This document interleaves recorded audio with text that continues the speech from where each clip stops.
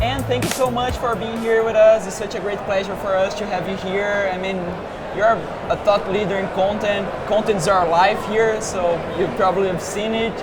So how does it feel to be in Brazil? I guess for the first time, right? Yeah, first time in Brazil. This is an amazing event. I mean, congrats to you guys. This is just, I mean, it's an amazing event in Latin America, but it's an amazing event just period. I go to a lot of marketing events, and this is special. This is really, really good. So well done. That's really nice to hear. Yeah, it's great.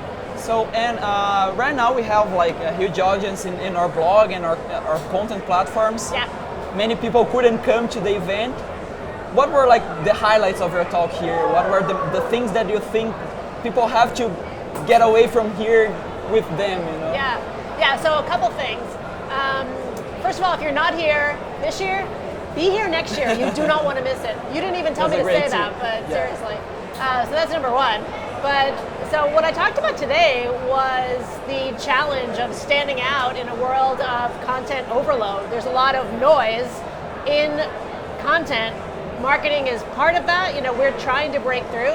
But I think a smarter approach is to not think about breaking through, but to actually think about aligning yourself in the lives of your customers in a way that really matters to them. I want marketing to matter. I want marketers to be inspired and empowered to connect with their audience, meaning that they know who they're talking to and that they're providing value to the lives of their customers. So that to me is the biggest opportunity in marketing today. And I want marketers around the world to do that, but especially in Brazil, because I think there's a huge opportunity here to don't market the way everybody else is marketing. Instead, you know, create value for people. We have a joke here that one nice thing about being a Brazilian is that you can predict the future.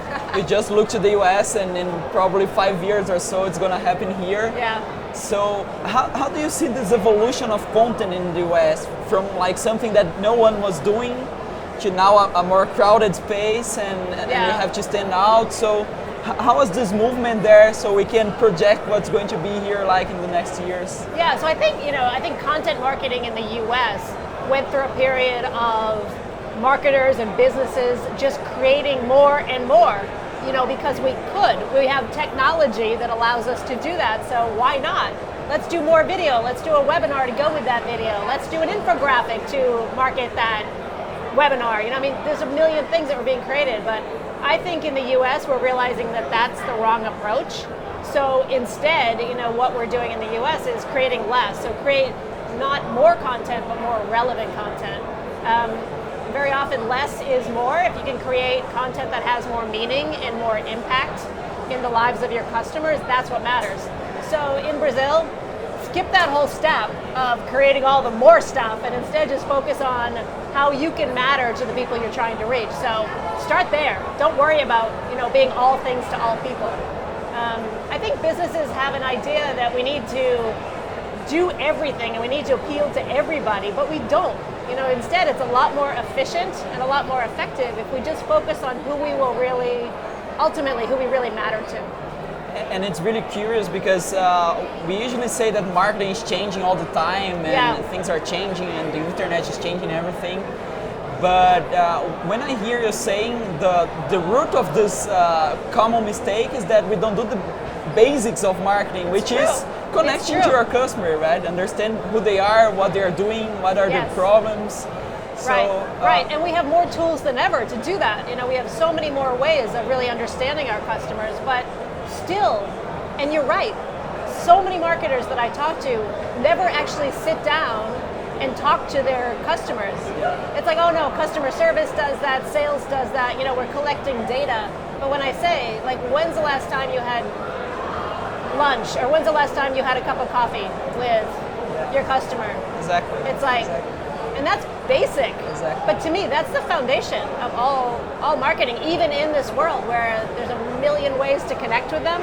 That is, I think it's a really valuable thing that still is required and that's often missing.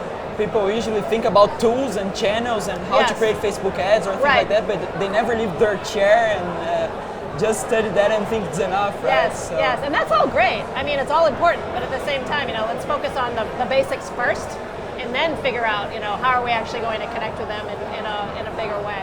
So. One thing that is really common is that, at least here in Brazil, companies usually get excited about creating content, but they can't keep it up, so they just stop producing the same frequency they had before, and it's not easy to create a good content. Yes. So how to overcome that challenge? Do you think outsourcing is a good chance, or how do you make the content even in-house easier to be made, or I mean, how to keep with the pace that for most companies they're not used to it? It's not like their core, right? Yeah, so I think a lot of companies really are too ambitious. I mean, you don't need to be on Facebook Live and on Facebook and on Instagram and on Twitter, and you don't need to have a Snapchat channel, and and again, create a webinar and also write 5 blogs a week. You don't need to do all that.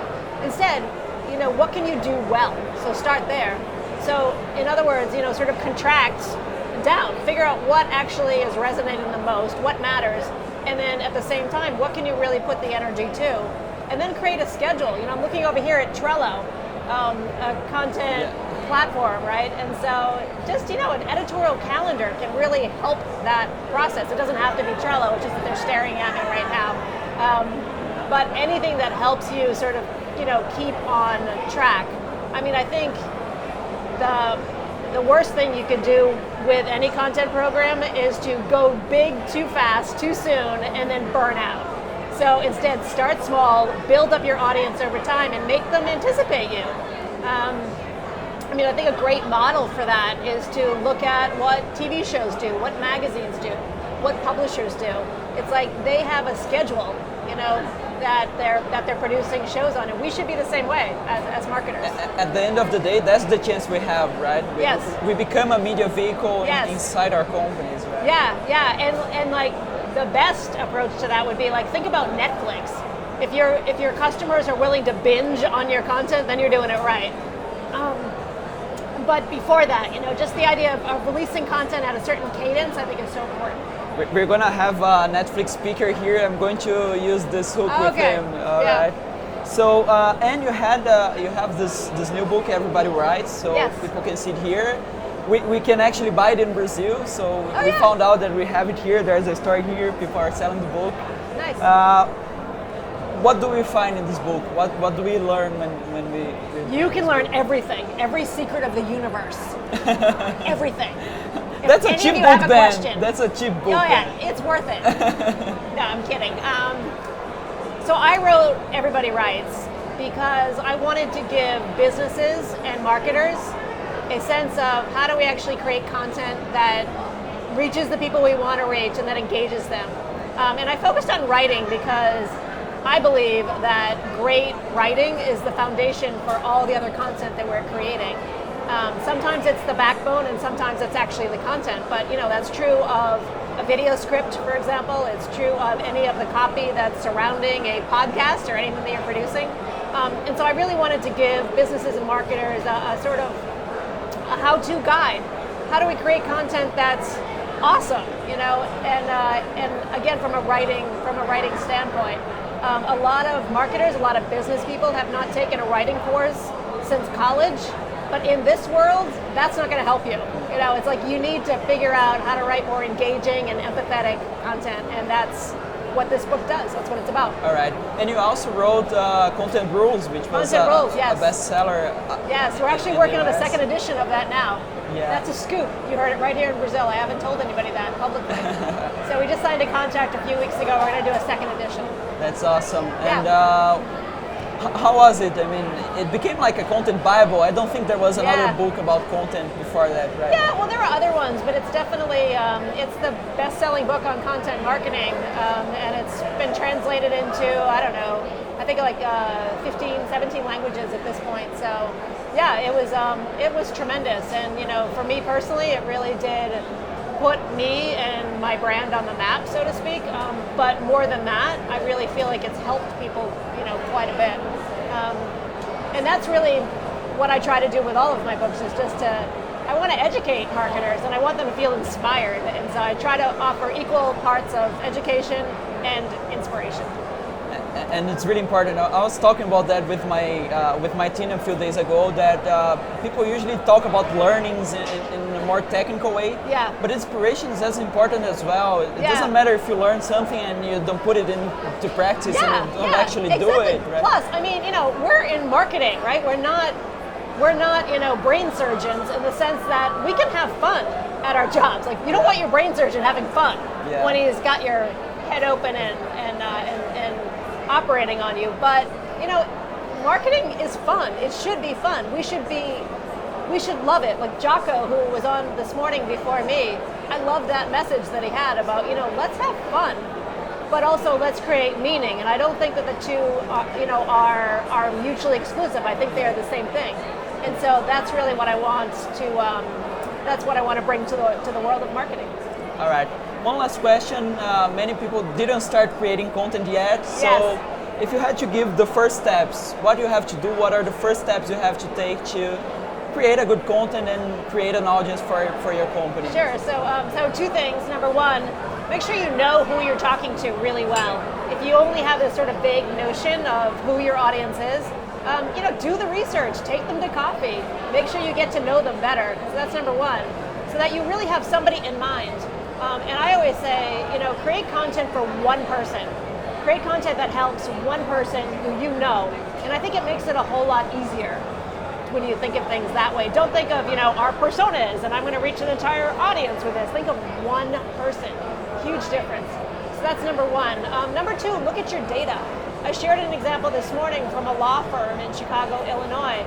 And just by looking at their analytics, they knew which pages were the most visited of their website, which meant they knew which were the most important to people who were coming to the firm. And so just in terms of getting your message out there and helping it connect with more people, look at your analytics, figure out what are those areas of our website that we can start to pull in some content to engage a little bit more. And one last request. Yeah. Can you please save the date for our D Summit for the rest of our life? Yes. It was so great to have you Thank here you so talking much. and so great to have you in this interview. So I hope to see you soon again. All right. Bye. Bye-bye.